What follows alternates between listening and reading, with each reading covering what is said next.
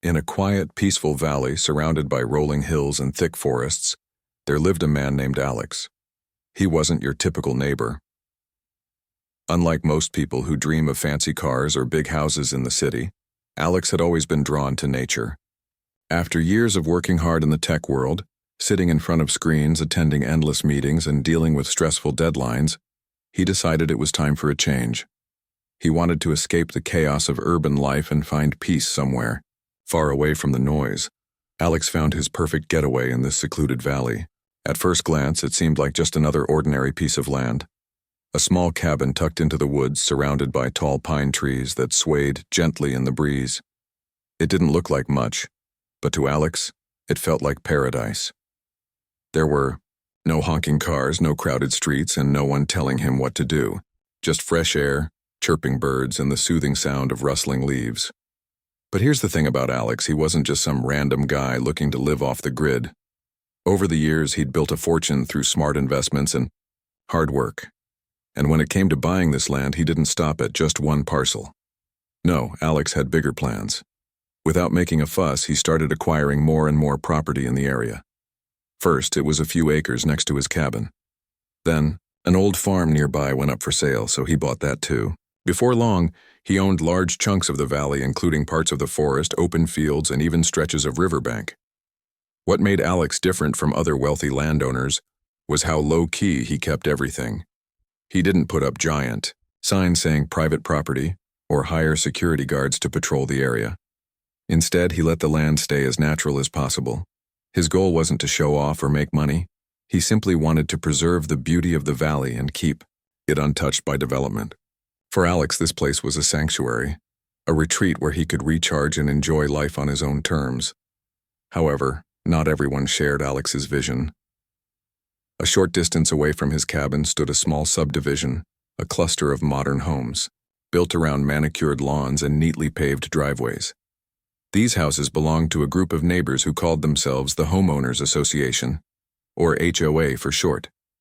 They prided themselves on keeping their little corner of the world picture perfect. Every mailbox matched, every fence was painted the same color, and every garden followed strict guidelines set by the HOA board. Leading the charge was a woman everyone referred to as Karen. She wasn't officially elected as the head of the HOA, but she might as well have been. With her clipboard always in hand and her sharp eye for detail, Karen saw herself as the guardian of the neighborhood. If someone left their trash cans out too long or planted flowers that didn't match the approved palette, Karen would be the first to notice and complain. At first, Karen didn't pay much attention to Alex or his cabin. The subdivision was separated from his property by a dense line of trees, so most residents barely knew he existed.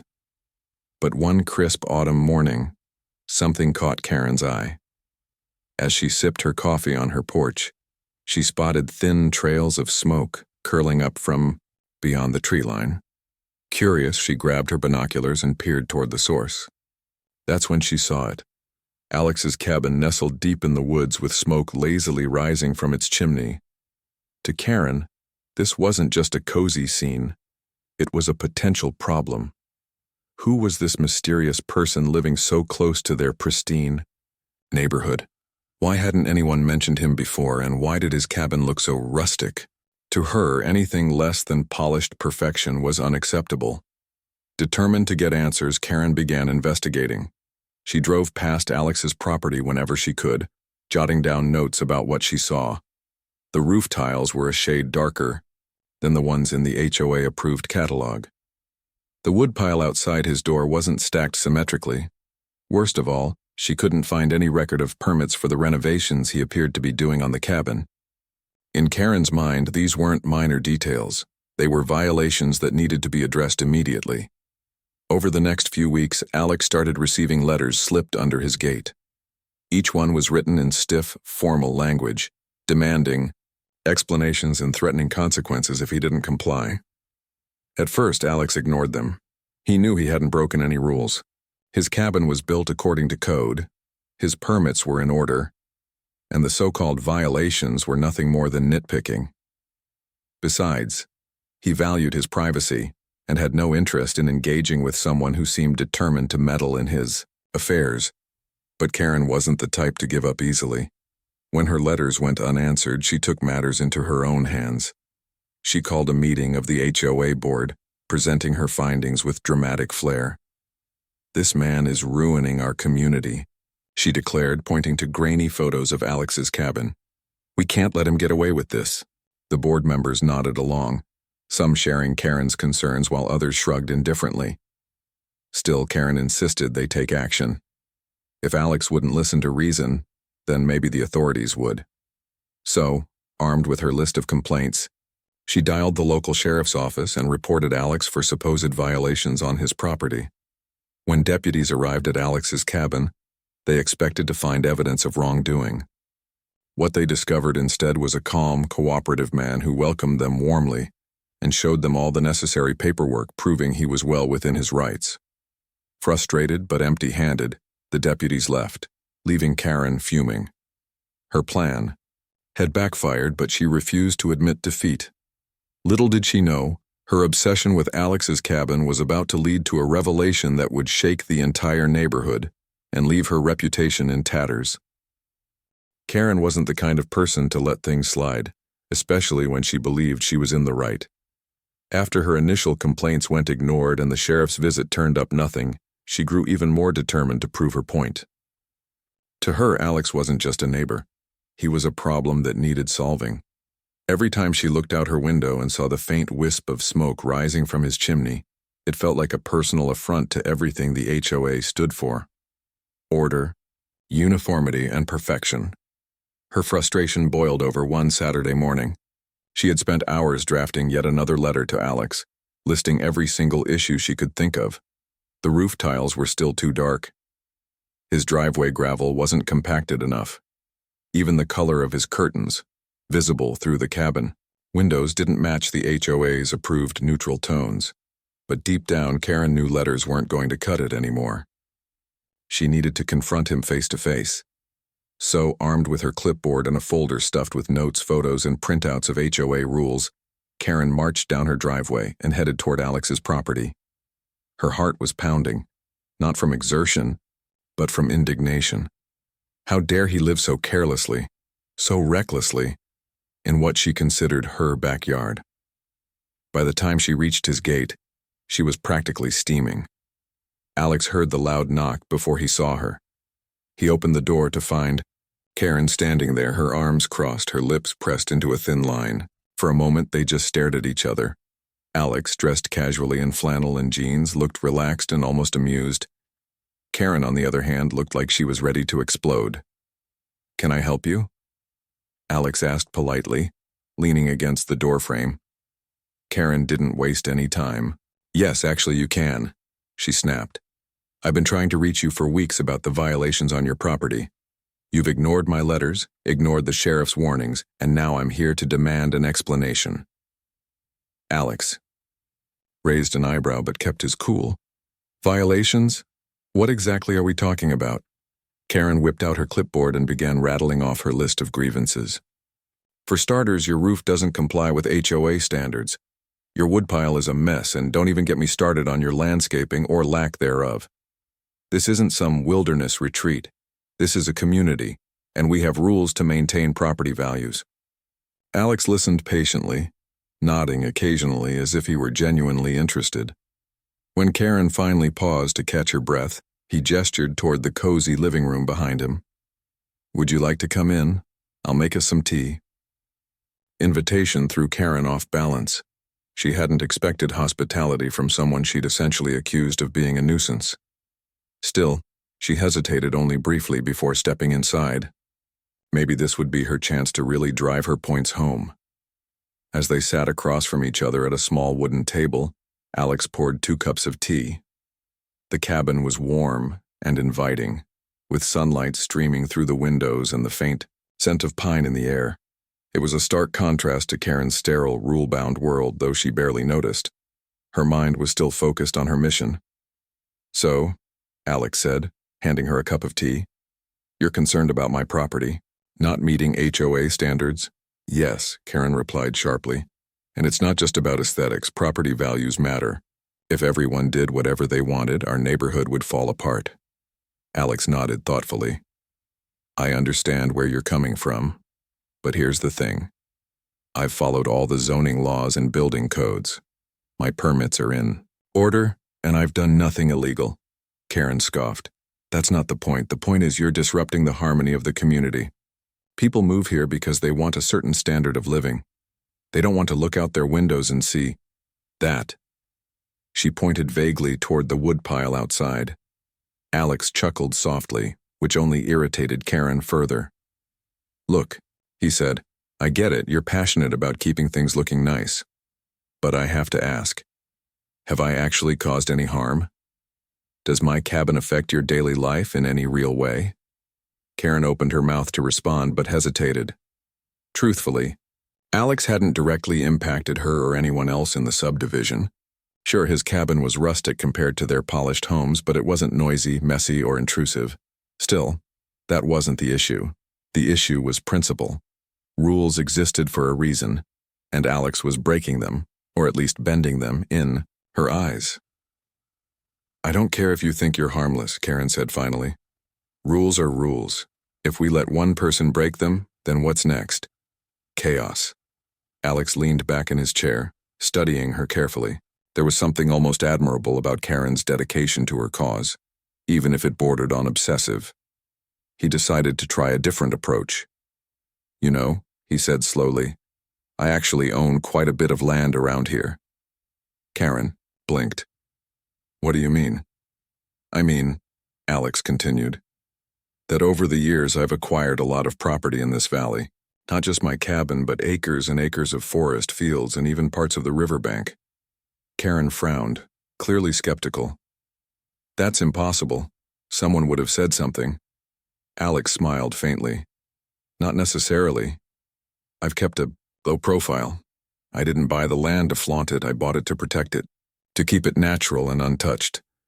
Karen stared at him, unsure whether to believe him or not. But something in his tone suggested he was telling the truth. Slowly, unease crept into her mind. If what he was saying was true, then maybe, just maybe, she had underestimated him. Before she could respond, Alex added one final detail. And just so you know, the land your subdivision sits on, it's leased from me. The words hit Karen like a punch to the gut. She sat frozen, her teacup halfway to her lips. Leased? From him? That couldn't be right. The HOA members owned their homes outright, or at least that's what they'd always assumed. Monthly fees went toward maintaining common areas, not paying rent to some mysterious landlord. Seeing the shock on her face, Alex pulled out a map from a nearby drawer. It showed the entire valley with property lines clearly marked. Nearly every square inch bore his name. He spread it out on the table for Karen to see. Karen's hands trembled as she studied the map. Her mind raced, trying to process what she was seeing. All those years of enforcing rules, organizing meetings, and policing her neighbors. And now she realized she might not even have the authority to do so. The realization was humiliating, infuriating, and utterly overwhelming. For the first time in their conversation, Alex's expression softened. Listen, he said gently. I'm not trying to cause trouble. I just want to live peacefully and preserve this place for future generations. If you and the others are happy here, that's fine by me. But I think it's important we're clear about who owns what. Karen didn't say a word. She couldn't. Her perfect little world, the one she'd worked so hard to control, had just been turned upside down. As she gathered her things and hurried out of the cabin, one thought kept replaying in her mind. How could I have missed this? Little did she know, her discovery was only the beginning. Back in the subdivision, whispers of what had happened quickly spread among the HOA members. Some laughed at the irony of Karen's crusade against someone who held all the power. Others felt betrayed, wondering why they hadn't been told sooner. And as for Karen herself, she retreated to her home, humiliated and unsure of what to do next. Karen couldn't believe what had just happened. Sitting in her car outside Alex's cabin, she stared blankly at the steering wheel, her mind racing. The revelation that Alex owned nearly all the land around them, not just his cabin, but also the very ground their subdivision stood on, felt like a punch to the gut. She had spent years obsessing over HOA rules, micromanaging her neighbors, and making sure everything looked perfect. And now it turned out she didn't even own the dirt beneath her manicured lawn. She drove home in silence, replaying the conversation in her head. Alex's calm demeanor, the map spread out on his table, the way he nonchalantly dropped the bombshell about the leased land. It all made her blood boil. How could someone like him, who seemed so indifferent to appearances and order, have so much control? It wasn't fair. She had worked tirelessly to maintain standards while he lived in his little rustic cabin without a care in the world. By the time Karen got back to her house, she was fuming. But she knew she couldn't keep this information to herself. If Alex really did own the land their homes were built on, then everyone needed to know. So, she called an emergency meeting of the HOA board. The next evening, the community center buzzed with nervous energy. Word had already spread among the residents that something big was going down. People filed into the room, whispering and exchanging curious glances. Some were excited. Others looked worried. When Karen walked in, clipboard in hand, the room fell silent. Everyone turned to her, waiting for answers. Standing at the front of the room, Karen took a deep breath. Normally, she thrived in situations like this, commanding attention, laying out her plans, and rallying people to her side. But tonight she felt anything but confident. Still, she forced herself to speak. "Thank you all for coming," she began, her voice tight. "I called this meeting because I've uncovered something concerning." She paused dramatically, letting the tension build. Then, she launched into her story, recounting her visit to Alex's cabin and the shocking discovery about the land ownership. As she spoke, gasps rippled through the crowd. A few people laughed nervously, thinking it was some kind of joke. Others leaned forward, their eyes wide with disbelief. By the time Karen finished, the room erupted into chaos. "This has to be a mistake," one man shouted. "We bought our houses outright." "No way," another woman chimed in. "If this is true, why haven't we heard about it before?" Karen held up her hands, trying to quiet the group. "I don't know all the details yet," she admitted, "but Alex showed me a map. It's undeniable. He owns almost everything around here." The news hit the residents hard. For years, they had prided themselves on being part of an exclusive, well-maintained neighborhood. They paid hefty HOA fees, followed strict guidelines, and sacrificed personal freedom for the sake of uniformity. And now they learned that their entire existence was based on a lease agreement with a man none of them truly understood. Amid the confusion, one thing became clear. They needed answers from Alex himself. A few days later, Alex received a formal letter requesting his presence at an HOA meeting. He read it with mild amusement, shaking his head at the irony. These were the same people who had been complaining about him for months, and now they wanted him to show up and explain himself. Still, he decided to attend, not because he owed them anything, but because he figured it might help clear the air. On the night of the meeting, Alex arrived at the community center dressed casually in jeans and a flannel shirt. As he stepped inside, the room went eerily quiet. Every eye was on him, some filled with suspicion, others with curiosity. He smiled warmly and took a seat at the front of the room, completely unfazed by the attention. Karen introduced him briefly, her tone clipped and professional. Then she handed the floor over to Alex, clearly expecting him to defend himself. Instead, he started by thanking everyone for inviting him. "I know there's been some confusion lately," he said, his voice calm and steady, "and I want to clear things up. First, let me say that I never intended to cause any trouble. When I started buying land in this valley, my goal was simple: to protect it. I fell in love with this place, the trees, the rivers, the peace, and I wanted to make sure it stayed untouched." He pulled out the same map he'd shown Karen and laid it on the table for everyone to see. "This map shows the property lines. As you can see, I do own most of the land in this valley, including the parcels your homes are built on. But here's the important part. Nothing is changing. Your leases are valid, and you'll continue living here as you always have. I'm not here to kick anyone out or disrupt your lives." The room remained silent as Alex spoke. His words were measured and sincere, and for the first time, many of the residents saw him not as an outsider, but as someone who genuinely cared about the area. Still, questions poured in once he finished speaking. Some people wanted to know why they hadn't been told sooner. Others asked if their HOA fees were actually rent payments.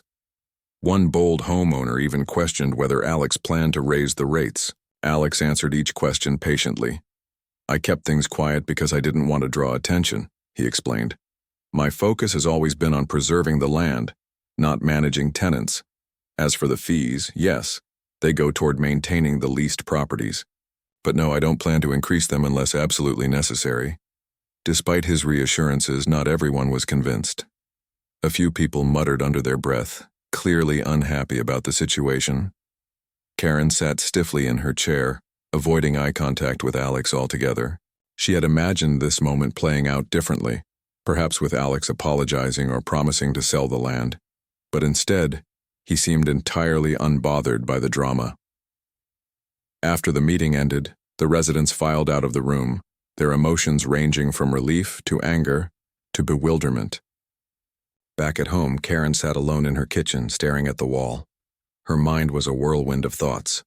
She had set out to confront Alex, to prove that he was wrong and she was right. Instead, she had exposed a truth that undermined everything she believed in.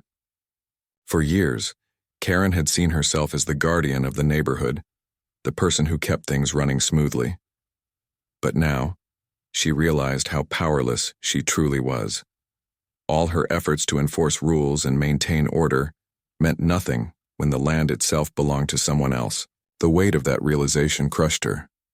Meanwhile, Alex returned to his cabin feeling lighter than ever. He hadn't expected the meeting to go perfectly, but he was glad he'd addressed the issue head-on. Over time, he hoped the residents would come to understand his intentions and appreciate the beauty of the valley. As for Karen, he doubted she'd ever warm up to him, but that was okay. He wasn't looking for approval. In the days following the big HOA meeting, life in the subdivision felt different. The revelation that Alex owned nearly all the land around them had sent shockwaves through the community. Some residents were still reeling from the news, while others tried to move on as if nothing had changed. But no matter how hard they tried to ignore it, the truth lingered in the air like an unspoken secret. Karen, in particular, struggled to process everything. She had always prided herself on being in control, on knowing exactly what was happening in her neighborhood and making sure everyone followed the rules. But now, she realized she had been living in a bubble. Her authority as the self-appointed enforcer of the HOA meant nothing when the ground beneath her feet belonged to someone else. For the first time in years, Karen didn't know what to do next. She spent hours pacing her living room, replaying the events of the past few weeks in her mind. Every decision she'd made, every complaint she'd filed against Alex, it all seemed so foolish now. She had gone after him with such determination, convinced he was ruining their community. And yet it turned out she was the one who didn't understand the full picture. The worst part was the whispers. As news of Alex's ownership spread, people began talking behind her back. Some laughed at the irony. Karen, the queen of rules, had picked a fight with the one person who held all the power. Others felt sorry for her, seeing how humiliated she must have felt. But most just avoided her altogether, unsure of how to act around someone whose authority had crumbled overnight. Meanwhile, Alex returned to his quiet routine at the cabin. He wasn't oblivious to the tension in the subdivision. He could feel it whenever he passed through the area or ran into a neighbor, but he chose not to dwell on it. His goal had never been to cause trouble. He simply wanted to live peacefully and protect the land he loved. Still, he couldn't deny that things had shifted. The residents who once ignored him now watched him closely, their expressions ranging from curiosity to suspicion. One afternoon, as Alex was stacking firewood outside his cabin, a man approached him hesitantly. It was one of the HOA members, a middle-aged guy named Bob who usually kept to himself. Bob cleared his throat nervously before speaking. "Hey, "I just wanted to say thanks," he said, shuffling his feet, "for clearing things up at the meeting. A lot of us were pretty freaked out after hearing about the land thing." Alex smiled warmly. "No problem. I know it was a lot to take in." Bob nodded, looking relieved. "Yeah, it really was. I mean, we've been paying these HOA fees for years, thinking they were going toward upkeep and stuff. Turns out we're basically renting from you this whole time." He chuckled awkwardly. "Kinda makes you wonder what else we don't know, huh?" "It's a weird situation," Alex admitted. "But like I said at the meeting, nothing's changing. You guys can keep living your lives however you want. I'm not here to interfere." Bob seemed reassured by that. After thanking Alex again, he headed back toward the subdivision, leaving Alex alone with his thoughts. Over the next few weeks, more neighbors started reaching out. Some came to ask questions about the lease agreements, while others simply wanted to introduce themselves. Slowly but surely, the icy barrier between Alex and the subdivision began to melt. People realized he wasn't the villain Karen had painted him to be. In fact, many found him refreshingly down-to-earth compared to the rigid expectations of the HOA. Not everyone warmed up to Alex, though. A small group of residents remained skeptical, clinging to their resentment. They saw his ownership of the land as a threat, even though he had promised not to change anything. At the center of this resistance was Karen. Unable to let go of her pride, or perhaps unwilling to admit defeat, Karen continued to stir the pot. She organized informal gatherings at her house, inviting like-minded neighbors to vent about Alex and brainstorm ways to take back control. Her arguments ranged from logical, "What happens if he decides to sell the land?" to paranoid, "He's probably planning to evict us." At one such meeting, a woman named Linda raised a valid concern. "Even if he says nothing's changing, we're still technically tenants. What's stopping him from raising the rent or kicking us out someday?" Karen seized on the comment, nodding emphatically. "Exactly. We need to protect ourselves. Maybe we should look into buying the land from him." The idea sparked a heated debate. While some agreed it was worth exploring, others pointed out the obvious flaw. None of them had the money to buy thousands of acres of prime real estate. Besides, Alex had already made it clear he wasn't interested in selling. As the discussion dragged on, it became clear that Karen's efforts were leading nowhere. Her allies grew quieter, their enthusiasm waning. Even Linda, who had initially supported her, started doubting whether fighting Alex was worth the effort. Despite Karen's resistance, the rest of the subdivision slowly adapted to the new reality. With Alex taking a hands-off approach, life went on much as it always had. The HOA meetings continued, though attendance dropped significantly. Without Karen's fiery speeches to rally them, many residents lost interest in enforcing trivial rules.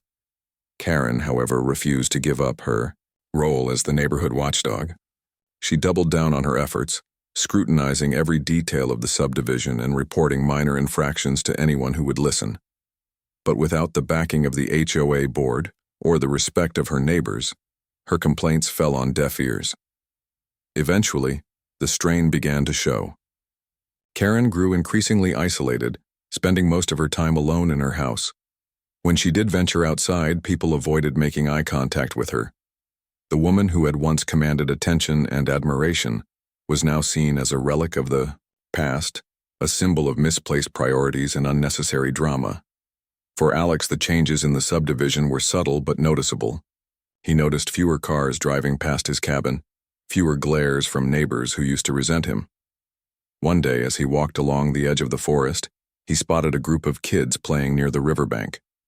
They waved at him cheerfully, and he waved back, feeling a sense of connection he hadn't expected. Back at his cabin, Alex reflected on how far things had come. He hadn't set out to disrupt anyone's life, but in a way, his presence had forced the residents to rethink their values. Instead of obsessing over rules and appearances, they were starting to focus on what truly mattered, living harmoniously with each other and with the land. As for Karen, Alex felt a pang of sympathy for her. He knew she had acted out of passion, even if her methods were misguided. Deep down, she probably believed she was doing the right thing. But sometimes, the hardest lessons are the ones that teach us to let go. Little did anyone know, the valley was entering a new era, one defined, not by conflict but by understanding. And though old habits die hard, the seeds of change had already been planted. As the weeks turned into months, the valley settled into a new rhythm. The initial shock of Alex's land ownership had faded, replaced by a quiet acceptance. Life in the subdivision carried on, much as it always had, but with one key difference. People were starting to relax. Without Karen breathing down their necks about every little rule infraction, neighbors began to focus less on perfection and more on enjoying their surroundings. The transformation wasn't immediate or dramatic, but it was noticeable. Mailboxes that used to match perfectly now came in all shapes and sizes. Gardens once restricted to approved flowers burst with color from plants chosen for beauty rather than compliance. Even the HOA meetings, which had once been tense, affairs filled with debates over paint colors and fence heights, became shorter and less frequent. Some residents joked that the HOA should rename itself the Hangout Association, since the gatherings often ended with casual conversations and shared snacks. For Alex, this shift was exactly what he'd hoped for. He hadn't wanted to disrupt anyone's life. He simply wanted to live peacefully while preserving the natural beauty of the valley. Seeing the community loosen its grip on rigid rules gave him a sense of satisfaction.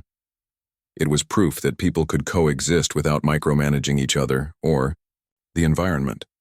Karen, however, struggled to adapt. She tried to hold on to her old ways, clinging to her clipboard and lists like lifelines. But without an audience eager to follow her lead, her efforts felt increasingly futile.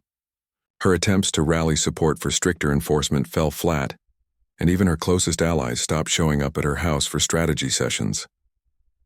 One evening, as she sat alone on her porch watching the sunset, Karen found herself reflecting on everything that had happened. For years, she had poured her energy into maintaining order in the subdivision.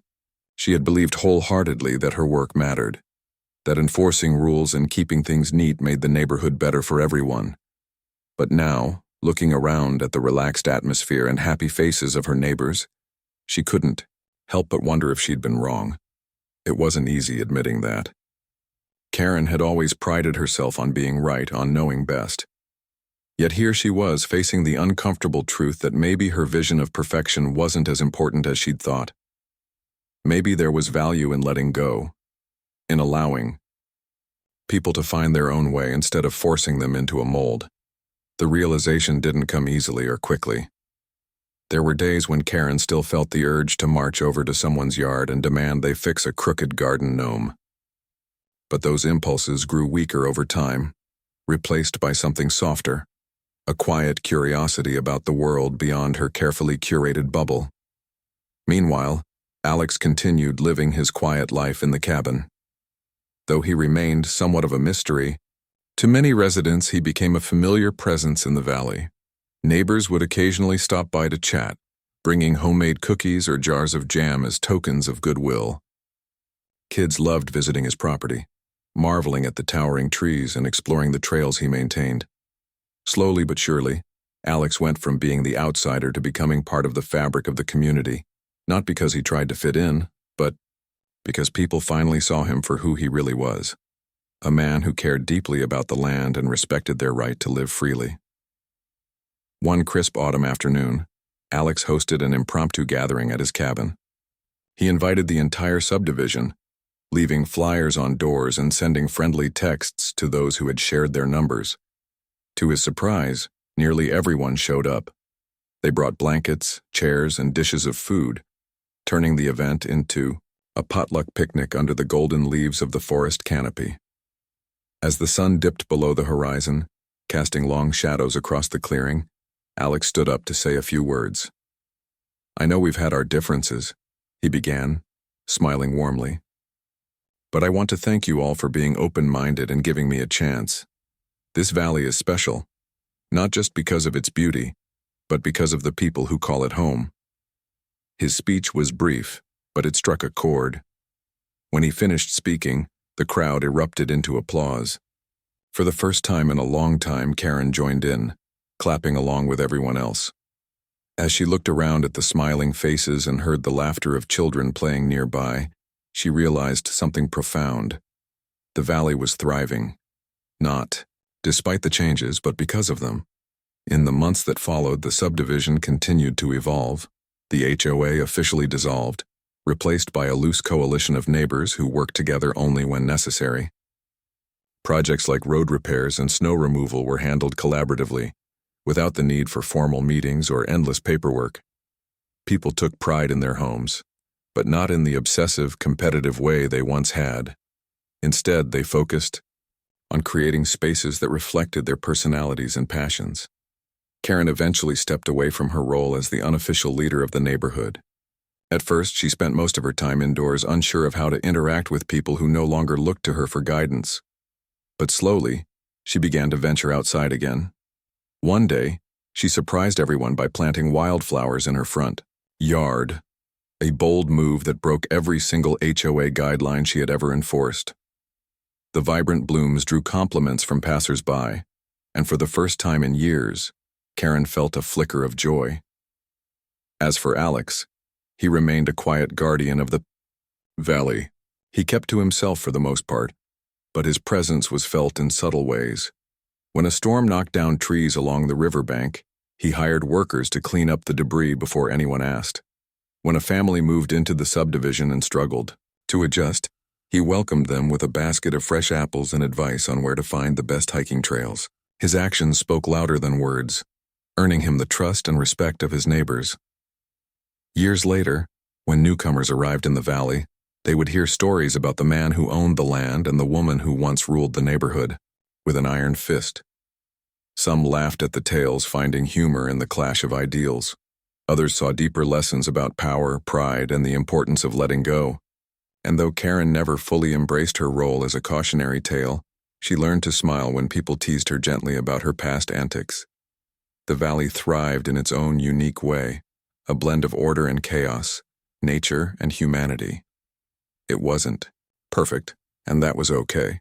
Because sometimes the most beautiful places are the ones where imperfections are allowed to shine.